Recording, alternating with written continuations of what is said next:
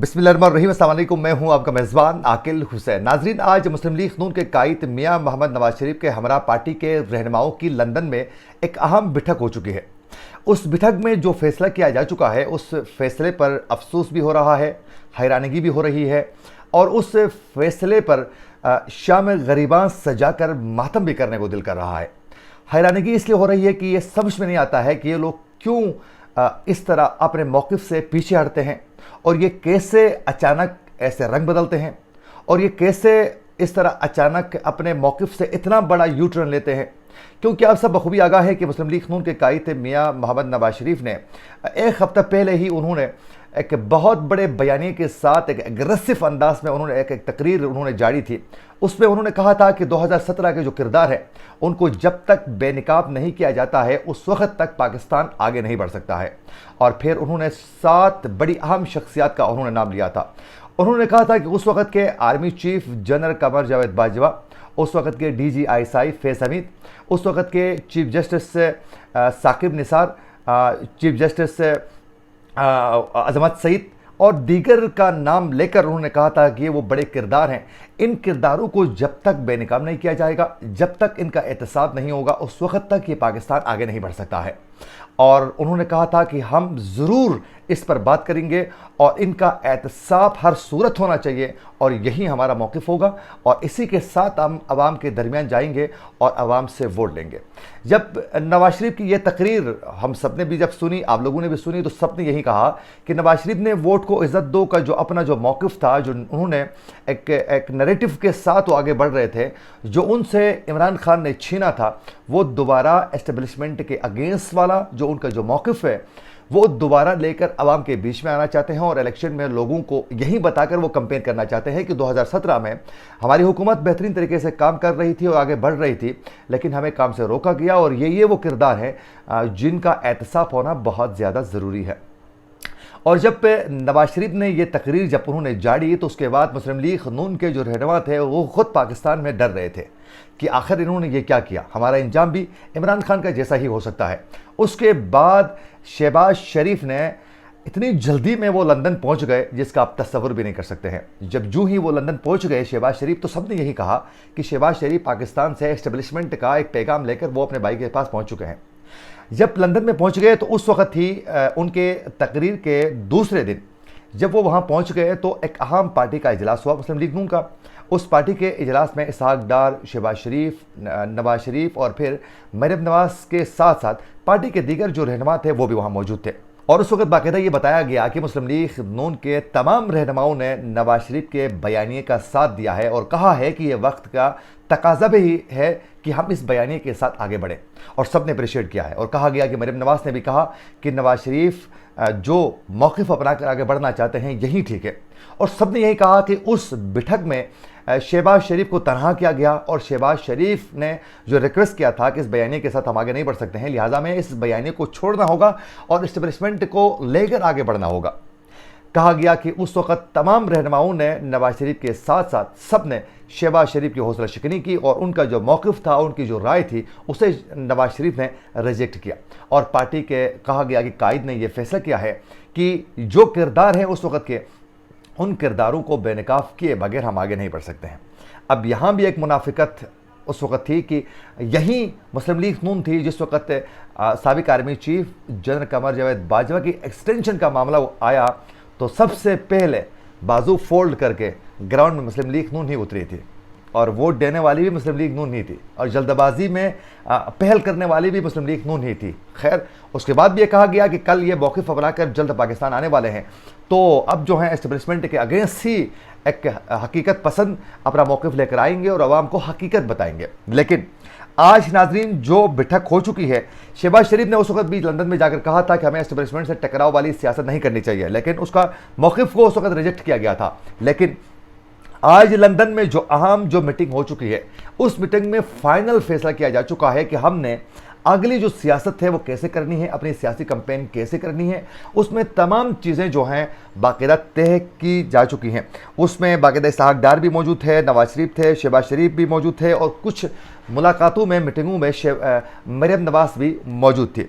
तो खैर आज जो फाइनल जो मीटिंग हो चुकी है, उस मीटिंग में मुत्तफ़िक़त तौर पर यह फैसला किया जा चुका है नवाज शरीफ की सरबराही में कि हम इस लंदन में होने वाली मीटिंग में यह फैसला किया जा चुका है कि एस्टेब्लिशमेंट से टकराव की पॉलिसी से गुरेज और पाकिस्तान के बड़े मसाइल के हल के लिए मिलकर चलने का बाकायदा फैसला किया जा चुका है। तो यानी अपनी हुकूमत के वसूल के खातिर जो है आज एस्टेब्लिशमेंट के साथ आगे बढ़ने का कहा गया। भाई किसी और ने तो नहीं कहा था कि आपको एस्टेब्लिशमेंट के साथ टकराव ले लें, आप लोग खुद टकराव लेना चाह रहे थे। आप खुद बता रहे थे कि 2017 में हमारी हुकूमत का खात्मा हुआ है और हमारे पर ज्यादती हो चुकी है, पाकिस्तान के साथ ज्यादती हो चुकी है, तो लिहाजा हम इसका एहतसाब चाहते हैं। ये आप खुद कह रहे थे।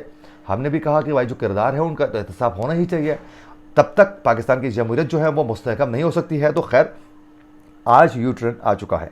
आगे सुनिए। साबिक वजीर खजाना इसहाक डार लंदन में क़याम के बाद पाकिस्तान वो रवाना हो जाएंगे और दुबई से होते हुए पाकिस्तान आएंगे।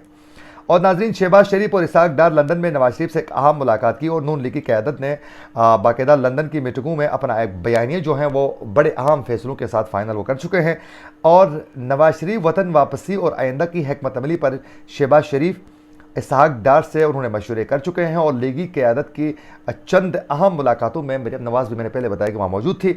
और ज़राए के मुताबिक के इन मीटिंगों में इत्तेफाक किया गया है कि मुस्तक़बिल में माशी एजेंडे पर फोकस किया जाएगा और इंतकामी सियासत से हम गुरेज करेंगे।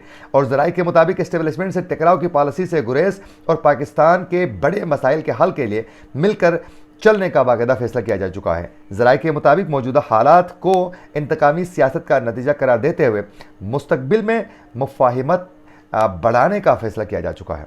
अब ज़रा इन फैसलों का पोस्टमार्टम कर लेते हैं। अच्छा, यहाँ जो कहा गया है कि लास्ट में कि हम टकराव की सियासत पर यकीन नहीं रखते हैं, हम इंतकामी सियासत से गुरेज करेंगे और फिर मुफाहिमत के साथ आगे बढ़ेंगे। इस पूरी खबर में यही है, मुफाहिमत के साथ टकराव नहीं लेंगे, मुफाहिमत के साथ आगे बढ़ेंगे और इंतकामी सियासत से गुरेज करेंगे। अब ये बताया जाए कि मुस्लिम लीग नून के अहम रहनुमा जितना भी प्रेस कॉन्फ्रेंस करते हैं उन सब का ये डिमांड है कि 9 मई के पुरतशद्दुद कार्रवाइयों में मुलविस तहरीक इंसाफ को मंतकी इंजाम तक पहुँचाया जाए। और वो इंतकामी सियासत पर यकीन नहीं रखते हैं तो फिर तहरीक इंसाफ को निशान इबरत बनाने पर इस वक्त मुस्लिम लीग नून बिलखुसूस उनके कायद क्यों बजिद हैं। और क्या सिर्फ और सिर्फ मुफाहिमत, टकराव न करना, गुरेज करना, ये तमाम अल्फाज एस्टेब्लिशमेंट के साथ हैं कि उनके साथ टकराव लेना नहीं चाहते हैं। खैर, इस खबर के बाद एक तज्जिया मैं आप लोगों के सामने रखूँगा। यह कुछ यूँ होने वाला है आने वाले दिनों में कि मुस्लिम लीग नून के इक़्तिदार में आने के जो सितारे हैं वो रोशन हो चुके हैं। उसकी सबसे बड़ी वजह तो ये है कि इसमें बाकायदा गारंटी देने वाला जो मुल्क है वो सऊदी अरब ही है। और सऊदी अरब की जानिब से बाकायदा कहा गया है कि पाकिस्तान में आप मुस्लिम लीग नून को हुकूमत करने के लिए बाकायदा एक मौका फराहम करेंगे तो हम पाकिस्तान में इन्वेस्टमेंट करने के लिए भी तैयार हैं। और बहुत जल्द नवाज शरीफ लंदन से पाकिस्तान आने से पहले सऊदी अरब का भी एक विज़िट करेंगे, आप देख लीजिएगा आगे। और उस विज़िट के बाद वो पाकिस्तान आएंगे। तो ये सऊदी अरब के बाकायदा इस वक्त सरबराही में कहा जाए तो मेरे ख्याल में ये भेजा नहीं होगा कि बाकायदा नवाज शरीफ के लिए ये गारंटी दिया जा रहा है कि आप पाकिस्तान आएंगे तो आपके लिए मुश्किल पैदा नहीं किया जाएगा और नहीं तो आपको जेल और दीगर मुश्किलात का सामना भी नहीं करना पड़ेगा, आप आगे बढ़ सकते हैं। तो यूँ मुस्लिम लीग नून के लिए इस वक्त पाकिस्तान में आने वाले इलेक्शन में उनकी जीत यकीनी बनाने के लिए बाकायदा एक ग्राउंड फराहम किया जा रहा है, क्योंकि पंजाब में सबसे ज़्यादा टफ टाइम तहरीक इंसाफ ही दे सकती है। तो इस वक्त उनके पार्टी की जो क़यादत है वो जेलों में है और वो आए दिन अपने केसेस का फेस कर रहे हैं। तो आने वाले दिनों में अडियाला जेल में ही एक तो साइफर केस की बाकायदा तफ्तीश मज़ीद सख्त होगी। उसके बाद यहीं अडियाला जेल में ही 9 मई के पुरतशद्दुद कार्रवाइयों की बाकायदा ट्रायल शुरू होने वाला है। उसके बाद इसी जेल के अंदर ही मज़ीद जो केसेस है जिसमें टेरियन जेट का केस है, फॉरेन फंडिंग का केस है, इन तमाम की बाकायदा ट्रायल शुरू हो गई। और बिलखुसूस 9 मई के पुरतशद्दुद कार्रवाइयों के मामले को लेकर बाकायदा सख्त से सख्त जो है वो बाकायदा फैसले होने वाले हैं। तो उसमें PTI जो है वो इन चीज़ों पर अपने ज़ाहिर है पार्टी के चेयरमैन को बचाने के लिए, इमरान खान को बचाने के लिए वो इन्हीं केसेस में मसरूफ़ ही रहेंगे, पेशियाँ और फिर कोर्ट कचहरी इन चीज़ों में रहेंगे। तो उनको ना तो सियासी कैंपेन करने का वक्त मिलेगा, ना इतना उनको मौका दिया जाएगा। हर तरीके से लाकर उनको बिल्कुल ही दबाया जाएगा और मुस्लिम लीग नून के लिए खुला ग्राउंड छोड़ा जाएगा कि भाई आप छक्के लगाएं, जो मर्जी करना है कर ले। तो यूँ मुस्लिम लीग नून के लिए ग्राउंड फराहम किया जा रहा है। मुस्लिम लीग नून की हुकूमत अगर बन जाती है तो उसके बाद आप आगे देखिए कि बाकायदा सऊदी अरब की जानिब से भी एक बड़ी इन्वेस्टमेंट जो है वो पाकिस्तान में होने वाली है। तो बाकायदा ये कहा गया है कि उमर चीमा की एक स्टोरी के मुताबिक भी सीनियर सहाफ़ी हैं, तहक़ीक़ाती जर्नलिस्ट हैं और बड़े क्रेडिबल जर्नलिस्ट हैं, उनकी जानिब से ये कहा गया है कि जो दोस्त ममालिक हैं वो सब बिलखुसूस चाइना, फिर यूएई, फिर सऊदी अरब, ये सब जो हैं मुस्लिम लीग नून के साथ काम करने के लिए बड़े कंफर्टेबल फील कर रहे हैं। लेकिन साथ साथ ये भी बताया जा रहा है कि पाकिस्तान में वो एक ऐसी हुकूमत के साथ साथ गारंटी वो पाकिस्तान के एस्टेब्लिशमेंट से ही लेना चाह रहे हैं कि पाकिस्तान में जो भी इन्वेस्टमेंट होगी वो गारंटी जो है वो पाकिस्तान की आर्मी ही देगी। आर्मी चीफ से ही गारंटी मांग रहे हैं क्योंकि इनका पता नहीं किस वक्त कौन कहाँ से खिसक जाएगा।